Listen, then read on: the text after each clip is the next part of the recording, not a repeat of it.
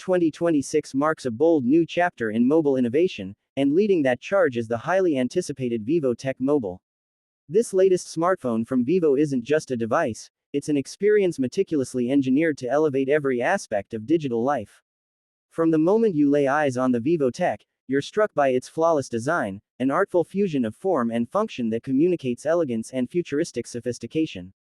The body is crafted from a newly developed composite alloy that makes the phone surprisingly lightweight yet highly durable, ensuring it withstands everyday wear while maintaining a premium feel in the hand.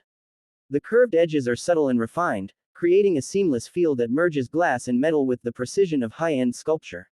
Vivo Tech 2026 introduces an edge-to-edge quantum flex display, measuring a generous 6.89 inches. The screen boasts a 3200x1440 resolution and supports a dynamic refresh rate of up to 180 Hz. It employs Vivo's proprietary Quantum View Pro Plus technology that enhances brightness, contrast, and color accuracy to unprecedented levels.